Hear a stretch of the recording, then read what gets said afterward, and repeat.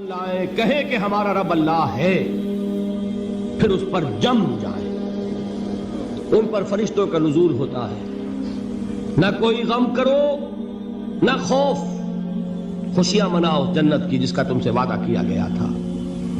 اللہ کی ربوبیت پر اطمینان جب انسان کو ہو جاتا، میرا رب اللہ ہے، ربی اللہ، انسان کے لیے نہ کوئی کھٹکا، نہ کوئی خطرہ، نہ کوئی خوف، نہ کوئی حزن۔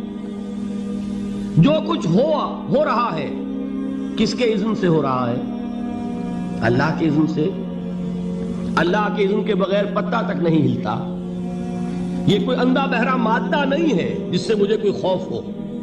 اندھا بھینسا چلا آ رہا ہو اس سے تو ڈرنے کا ہر انسان کو ڈرنا چاہیے، نہ معلوم کس کو ٹکر مار دے، لیکن نہیں، اس کائنات کو چلانے والا ایک سمیع و بصیر خدا ہے۔ وہ جو میرا دوست ہے، میرا ولی ہے، اللہ ولی الذین آمنوا یخرجہم من الظلمات الی النور، اللہ اہل ایمان کا ولی ہے، ساتھی ہے، پشت پناہ ہے، مددگار ہے، حمایتی ہے۔ بتائیے جسے یقین ہو جائے کہ اللہ میرا مددگار، اللہ میرا محافظ، اللہ میرا پشت پناہ، اللہ میرا حمایتی، اس کے لیے کوئی خوف ہوگا؟ اس سے کوئی ڈر ہوگا؟ میں مثال دیا کرتا ہوں ایک بہت سادہ، پنجاب کے دیہات کی۔ وہ بڑا چودھری ہے اور کوئی غریب کسان ہے۔ اس غریب کسان کے جانوروں کو ہر وقت اندیشہ ہوگا چوری کا، کوئی میری بھینس کھول کر نہ لے جائے، کوئی میرا بیل کھول کر نہ لے جائے۔ لیکن جس کے بارے میں یہ سب کو معلوم ہو کہ وہ جو بڑا چودھری ہے وہ اس کا دوست ہے، اس کی بچیا کو کوئی خوف ہوگا؟ اس کی بھینس پر کوئی ہاتھ ڈالے گا؟ اسے کوئی اندیشہ ہوگا؟ نہیں۔ کیوں؟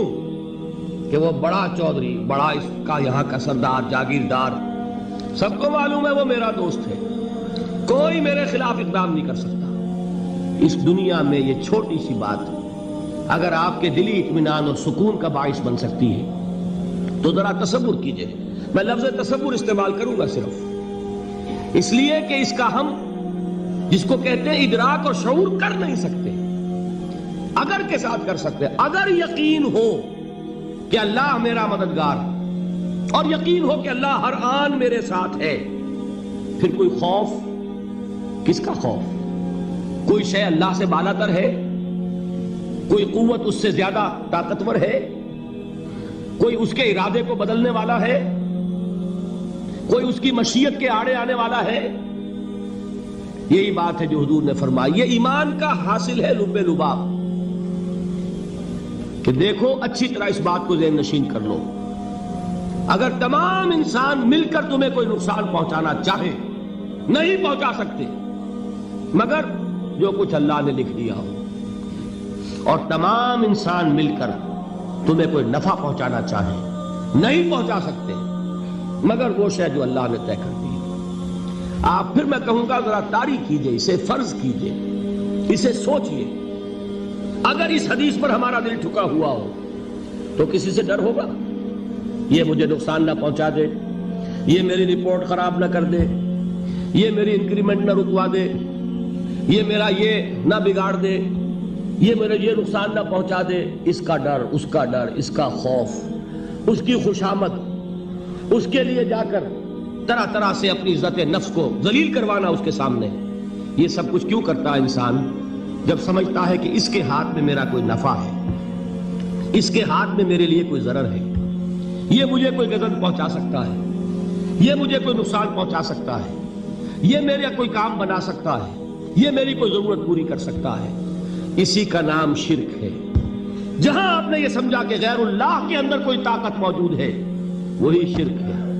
بتوں سے تجھ کو امیدیں، خدا سے نومیدی، مجھے بتا تو صحیح اور کافری کیا ہے؟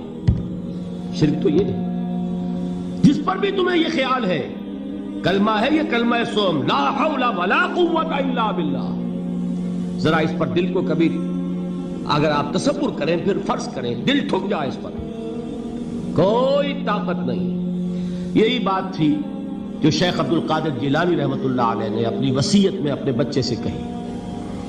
11ویں دینے والے ہیں لیکن حضرت شیخ عبد القادر جیلانی کی وصیت اور تعلیمات کو کتنے لوگ ہیں جو جانتے ہو؟ یہ جن مقامات تک پہنچے ہیں وہ کس چیز کی بدولت پہنچے ہیں؟ انہوں نے جو پیغام دیا وہ کیا تھا؟